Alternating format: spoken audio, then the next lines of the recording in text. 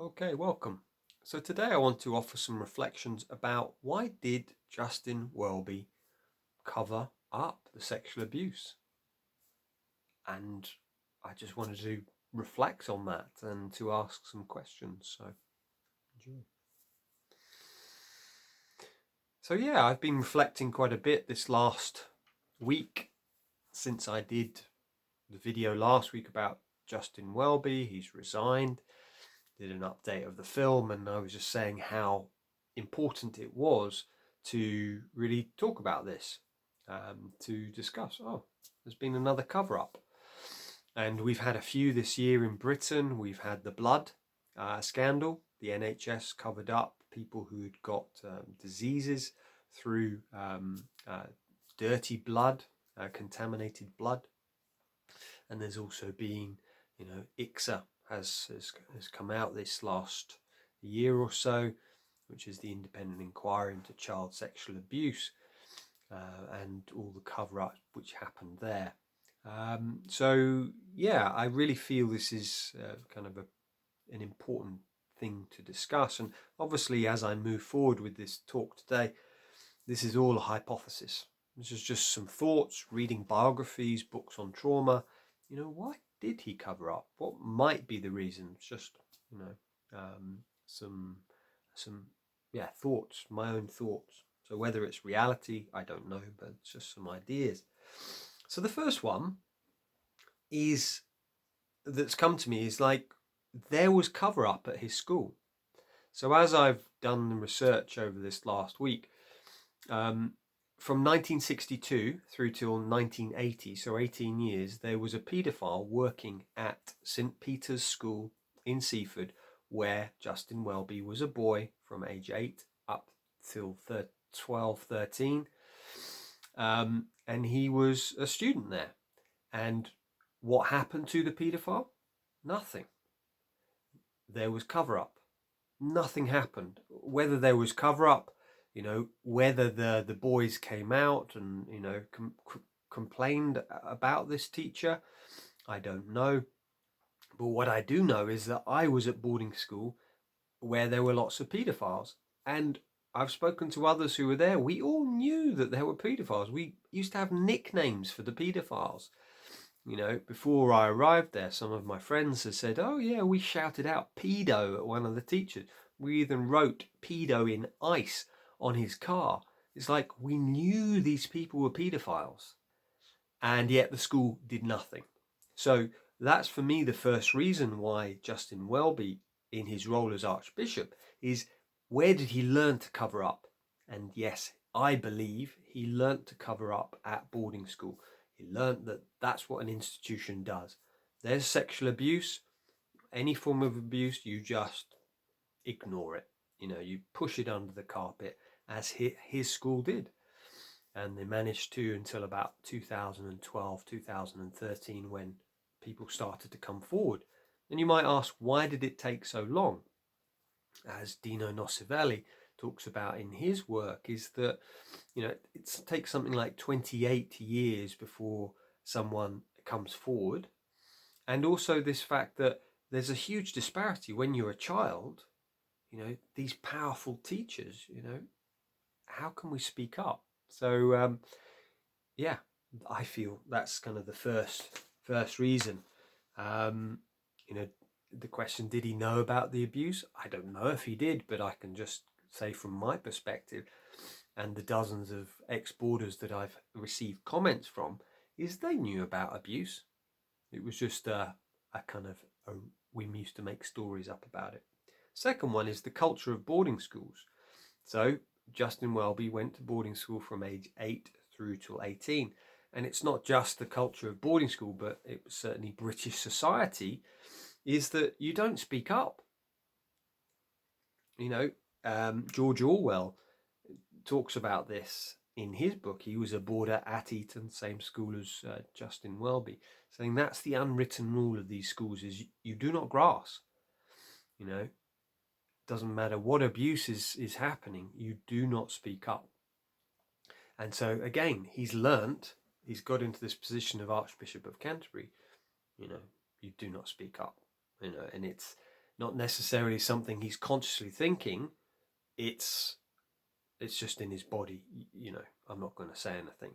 And you have to understand as well that and I've received an email in the last couple of weeks from one of the clergy, and he says a lot of those people in the General Synod, the association of of the church, are ex-boarders. That is the culture. Is you don't speak up, you cover up where you can. You know, they first heard about John Smyth and the abuse in 1982, and what did they do?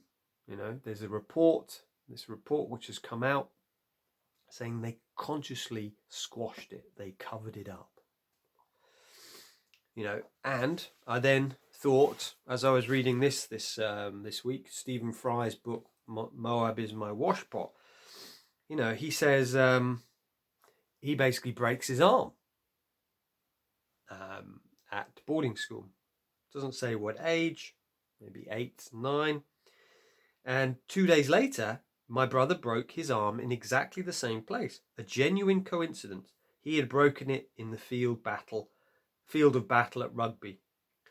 I was the fool who could have avoided it. He was the brave soldier. As it turned out, later on, Roger had actually broken his arm by trying to pinch some food from the kitchen under the eye of Abiel, who had hurled him up some steps. In those days, things like that were hushed up. So this is the nature, the culture of these schools, is to hide it. And again, come back to my school, you know, the abuse was going on. The teachers knew about it. They told the headmaster told my squash teacher to stop abusing the girls. He didn't. And did they do anything? No. I think it was 3 years before they told him he had to leave. 3 years. So it's this thing of cover up, and then they give him a good reference and send him on to the next school, which is what happened at Justin Welby's school. He leaves 1980 and he goes on to another boarding school. The third thing is the duty of care, and I spoke to a head teacher on my podcast. I've talked about this many times, Tuans Opperman, and he said the duty of care in these schools is to the institution. It's not to the children. And I would suggest the church, third reason why Justin Welby covered it up, is that it wasn't in the interests of the church to do anything about it, because the duty of care is to the institution, it's not to the people. If it was to the people and the children, well, he would have admitted, he'd gone, yeah, we've messed up, how can we repair this? But because of the duty of care in these institutions, and I wouldn't just say this is the church, I would say this is the NHS, this is changing, but for a long time, it's always been, duty of care is always to the institution first. The fourth reason is that Justin Welby was actually there at the Iwerne Trust when John Smyth was physically abusing these children.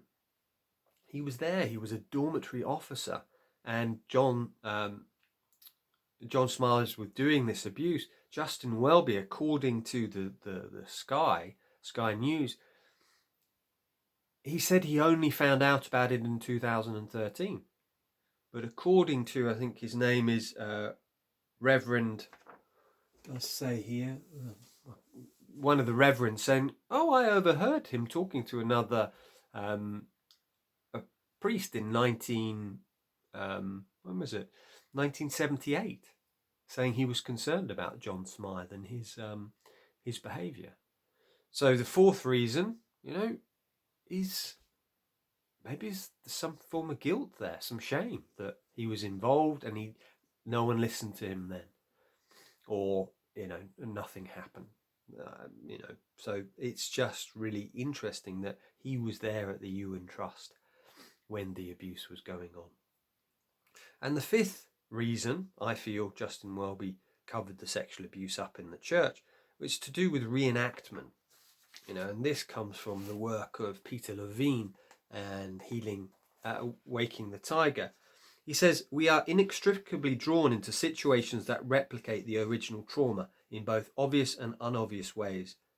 The prostitute or stripper with a history of child sexual abuse is a common example. We may find ourselves experiencing the effects of trauma either through physical symptoms or through a full-blown interaction with the external environment.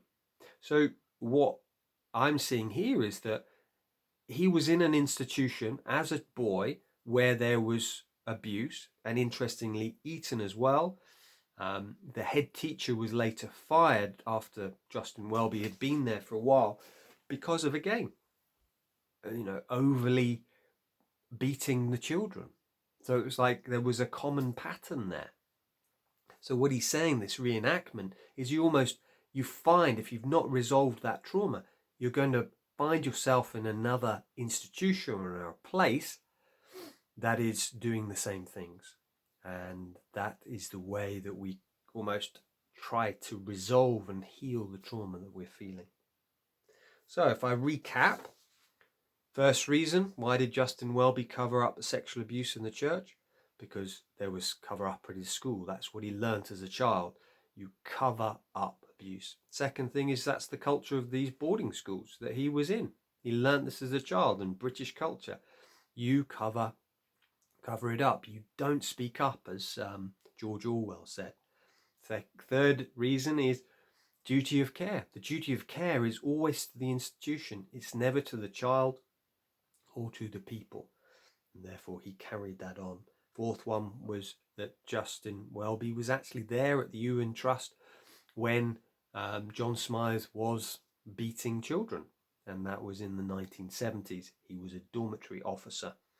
And the fifth one comes from Justin Welby and the link to Peter Levine's work of reenactment. What happens to you as a child, according to the trauma work, is that you then reenact it as an adult. You find the same situation because you're trying to resolve that childhood trauma. Just some ideas there. Please do comment below. Does this resonate? Maybe there are other reasons you feel. But I just think, yeah, it's really good that this is coming to the surface. How many other institutions are involved in cover-up, are hiding things? And I think really the solution here is we've got to start moving the people to top. To the duty of care is always to the people, to the children. They are most important, not to the institutions. And yeah, please do offer some thoughts, reflections, any comments. But thank you. Okay, take care.